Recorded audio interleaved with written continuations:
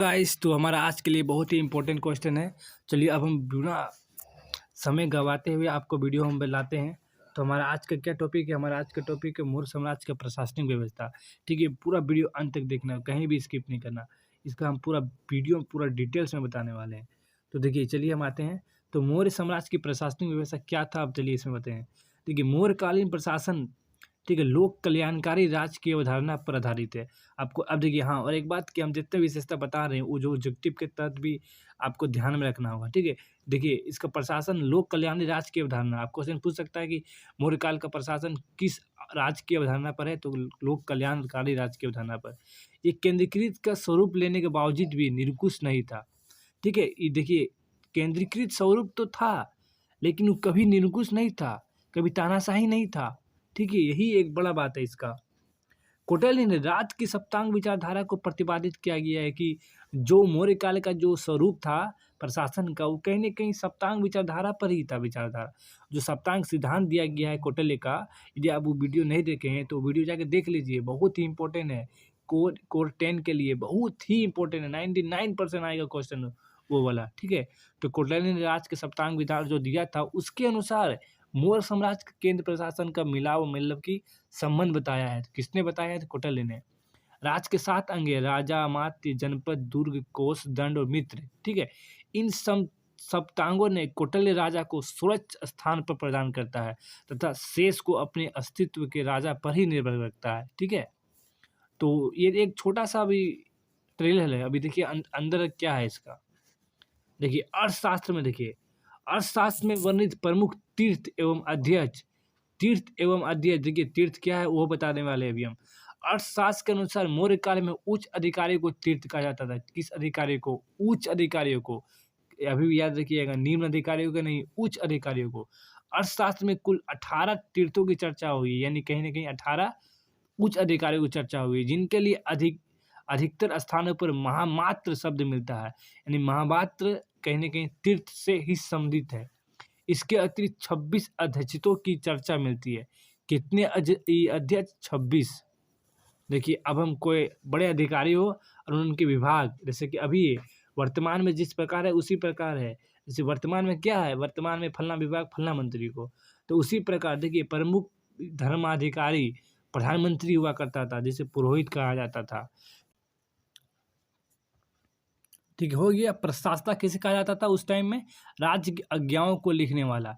युद्ध के विभाग के मंत्री को सेनापति, राजा के उत्तराधिकारी को युवराज, राजस्व विभाग के प्रधानमंत्री को सम्राता, संनिधिता राज्य के कोषाध्यक्ष को। ठीक है, ये आपको ज़्यादा नहीं, आपको 5 सिर्फ अधिकारियों को और विभाग को बता दीजिएगा, क्योंकि बहुत ही इंपॉर्टेंट होने वाला है। ठीक है, जैसे नायक हुआ सेना का संचालन वाला, फौजदारी न्यायालय हुआ जो प्रदेष्टा हुआ करता था। ठीक है, तो हो गया ये। अब आते हैं नेक्स्ट में आते हैं, जो कि बहुत ही इंपॉर्टेंट है। अब देखिए, अब हम क्या बताएं आपको, हम अधिकारी बताएं। अब अध्यक्ष देखिए, वाणिज्य का अध्यक्ष पनायाध्यक्ष कहलाता था, माप तोल का अध्यक्ष पोतावच्छ कहलाता था। ठीक है, बूचर खाने का अध्यक्ष सुनाध्यक्ष कहलाता था। ठीक है, शराब और मदिरा का अध्यक्ष सुराध्यक्ष कहलाता था। वन एवं उनकी संपदा का अध्यक्ष कुपाध्यक्ष कहलाता था। सूत्राध्यक्ष कताई और बुनाई विभाग अध्यक्ष था। ठीक है, आप कुछ अब यदि क्वेश्चन आए, ठीक है, मौर्य का प्रशासन, तो आपको अध्यक्ष और कुछ चीज दोनों मिला के अब लिख सकते हैं वहाँ। नेक्स्ट में देखिए, मौर्य काल का प्रांत देखिए। ठीक है, अब प्रांत में आता है, क्योंकि मौर्य काल का जो ई था कहीं न कहीं प्रांत में भी टुकड़ा था, जिस प्रकार से अभी है राष्ट्र राज्य में टुकड़ा हुआ है। ठीक है, तो देखिए, चंद्रगुप्त मौर्य ने शासन की सुविधा हेतु अपने विशाल साम्राज्य को 4 प्रांतों में विभाजित किया था। कितने? देखिए, अपने अब उतना बड़ा, जैसे कि अभी वर्तमान में पूरा देश कितने राज्य में है? ठीक है, राज्य में विभाजित है ना। ठीक है, तो उसी प्रकार अभी मौर्य काल में जो पूरा विशाल साम्राज्य था, मात्र 4 प्रांत। कितने प्रांत? मात्र 4 प्रांत।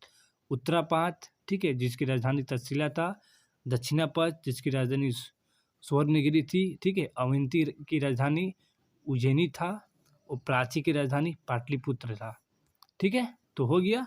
जैसे कि आपको बताएं, उत्तरापथ हुआ 1, दक्षिणापथ 2, अवंती 3, ठीक है, और प्राची 4 हुआ। देखिए 1, 2, 3 4 याद रखिएगा, भूलिएगा नहीं। 1 अवंती 2 दक्षिणापथ 3 प्राची 4। ठीक है, 4 प्रांत हो गया। अब देखिए, अब प्रांतों का देखिए, प्रांतों का शासन राज्य के वंश कुमार आर्यपुत्र नामक पदाधिकारियों द्वारा होता था। मौर्य काल में प्रांतों को चक्र कहा जाता था, जो मंडलों में विभाजित था। देखिए, अभी प्रांत भी मंडल में, मंडल को जिला शायद बोलता था। पहले राष्ट्र, देखिए पहले राष्ट्र, प्रांत, प्रांत के नीचे मंडल, जिसको जिला बोला जाता था। इन प्रांतों के शासन सीधे सम्राट द्वारा नियंत्रित ना होकर उसके प्रतिनिधित्व द्वारा, इस अब सीधा थोड़ी ना होता है इसका। जैसे कि वर्तमान में क्या हुआ कि अब जैसे कि देश के बाद राज्य, राज्य में मुख्यमंत्री, राज्य के बाद जिला, जिला में आईएएस। ठीक है, उसी प्रकार मंडल हुआ करता था, जो जिला के बराबर हुआ करता था। ठीक है, तो अब देखिए आगे देखिए, अशोक के समय प्रांतों की संख्या 4 से बढ़ाकर 5 हो गई थी। देखिए, चंद्रगुप्त मौर्य के समय में 4 था, लेकिन अब 5। पांचवा प्रांत क्या था? कलिंग था। आप क्वेश्चन पूछ सकता है कि अशोक के समस्त प्रांतों की संख्या कितनी थी? 5। तो कौन था? एक बेसी कलिंग था, जिसकी राजधानी तोसली था। इसकी राजधानी क्या थी? तोसली था। अब देखिए, प्रमुख प्रशासन का स्तरीय खंड बता रहे हैं, जो कि बहुत ही इम्पोर्टेंट है, बहुत ही इम्पोर्टेंट है। सबसे ऊपर में केंद्र है, उसके नीचे प्रांत, उसके नीचे मंडलम, उनके नीचे विषय, जिसको जिला बोला जाता था, उनके नीचे स्थान है, जो 800 ग्रामों का समूह हुआ करता था। उसके नीचे दोर्नमुख 400 ग्रामों का गांव का समूह हुआ करता था। उसके भी नीचे खारवटी 200 ग्रामों का समूह, उसके भी नीचे संग्रहण 100 ग्रामों का समूह, और 9 नंबर में ग्राम आता था। ग्राम की सबसे छोटी इकाई था ग्राम प्रशासन। ठीक है, प्रमुख अधिकारी कौन था? तो ग्रामणी था।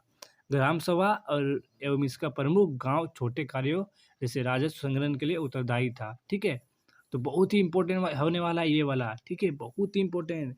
ये जो स्तरीय खंड बताए हैं, आपको बहुत ही दिमाग में बिठा लेना है कि इसका बाद ये आने वाला है। ठीक है, नेक्स्ट आते हैं। देखिए, हो गया। देखिए, ग्राम सभा इसका प्रमुख गांव छोटे कार्यों जैसे राजस्व संग्रहण के लिए उत्तरदायी था। मात्र राजस्व संग्रहण, छोटा कार्य था, गांव था। गोप नामक प्रशासनिक कर्मचारी उनका इस संबंध की सहायता करता था। कोई न कोई गोप नामक एक प्रशासनिक होगा जो इनका सहायता करता था। कितना करेगा? गांव है छोटा मोटा। ठीक है, सोहगरा और महास्थान से ग्राम शासन की कुछ सूचनाएं प्राप्त होती है, जिसमें से अन्नगारे एवं अन्य संचय का उल्लेख मिलता है। जैसे कि आपको बताएं, जो गोप अधिकारी होता था, गांव का हदबंदी, भूमि मकान का पंजीयन, कर की छूट, जनगणना के कार्य करता था। अब सहायता करने के लिए तो कोई होगा जो गोप था। भूमि मकान पंजीयन, कर छूट, जनगणना कार्य करता था, छोटा मोटा कार्य। ठीक है, ग्राम का अध्यक्ष ग्रामणी होता था, जिसे ग्राम की भूमि पर प्रबंधन, सिंचाई साधनों की व्यवस्था करने का अधिकार था। ठीक है, देखिए, अब इसके थोड़ा सा हम सैन्य व्यवस्था बात करते हैं, क्योंकि कहीं न कहीं प्रशासन में आता है।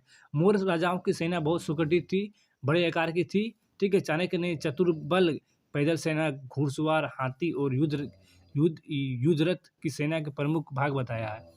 ठीक है, मेगास्थिनी इंडिका के अनुसार चंद्रगुप्त मौर्य के पास 6 लाख पैदल सैनिक, 50,000 अश्वारोही, 9,000 हाथी और 80 रथों की सुजीतित विशाल सेना का कहीं न कहीं संकेत दिया है। जैसे सोच लीजिए, 6 लाख पैदल सेना, 50,000 अश्वारोही, 9,000 हाथी। ठीक है, अब हम नेक्स्ट में आते हैं, न्याय व्यवस्था। अब कुछ न्याय व्यवस्था भी जान लेते हैं, क्योंकि मौर्य प्रशासन का कहीं न कहीं भूमिका है।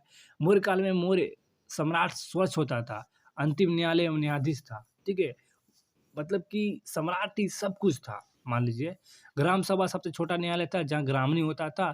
ग्राम विधि अपना निर्णय देते थे। इनके ऊपर मुख्यतः संग्रहण, दोर्नमुख, स्थानीय और जनपद के न्यायालय थे। ठीक है, जैसे अभी क्या हुआ था, अभी जैसे कि नया जिला न्यायालय है, प्रखंड न्यायालय है, जिला न्यायालय है, हाई कोर्ट है, सुप्रीम कोर्ट है, उसी प्रकार तभी होता था।